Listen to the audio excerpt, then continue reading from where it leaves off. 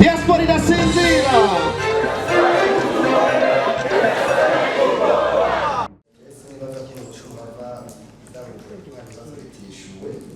kandi nasabye ko nishura nibaza ko umuntu bidakunda ubwawe kagerageze ndabe bwa mbere hari ikibazo mwavuze c'igitoro n'amadovize amafaranga bamakungu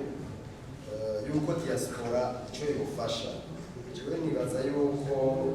turiko turitunganya kuko nibaza ko ivyo tumaze kugera ko atari bike n'ubu ndazi neza yuko tuzofasha ivyo dushoboye kuko muri diaspora hari ico nokwita expertise zose zishoboka kuko hariho n'ikibazo mwakoze ca expertise karigitishura mugabo tuzobikorera hamwe kugira ngo ivyo vyose bikorerweko kandi ndazi ko leta ivyo ifise mu migambi yayo muri ibiro bijanye no gufasha ibijanye n'ibitoro n'amadovize turi muri vyo kuko abandi y'imbonoka zoza kuko byose birimwo niho tuzohera mu bisanzwe kugira ngo twoge dukoranye n'inzego kuko bari disponible kandi nabo bariko barafasha.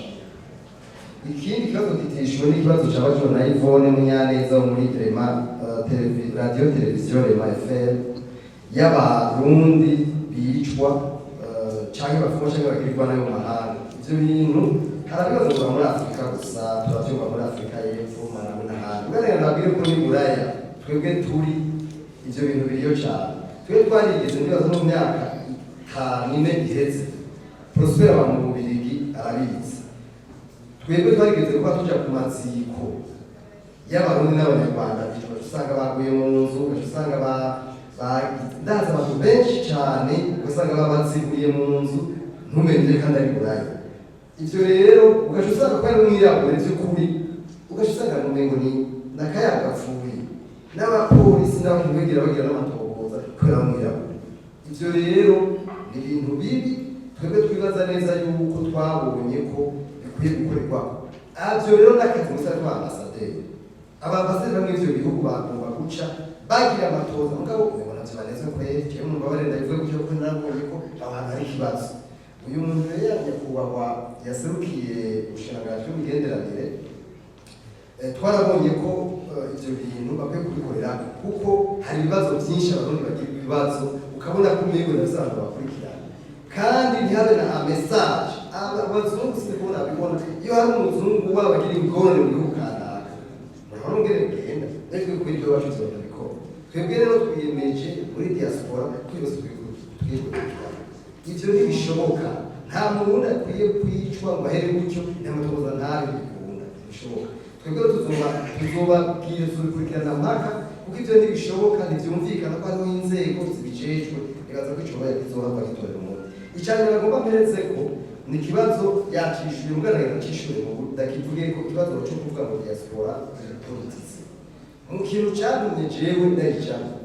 ico kintu narabibabwiye kandi leta twamaze kuvyumvikana on ne peut pas politiser le développement. La diaspora dufise objectif zibiri iya mbere ni yukubaza kwiyunga twebwe umuntu atotuza na groupe yacu murabizi twaravuze ko ikintu ca politike kijana kiraza kazirizwa c'umugambi kanaka nibaza n'ivy'iterambere nibaza n'imigambi ubujanye vya politike zagenda bikenera umugambi wiwe mugabo kiraza kazi muri diaspora.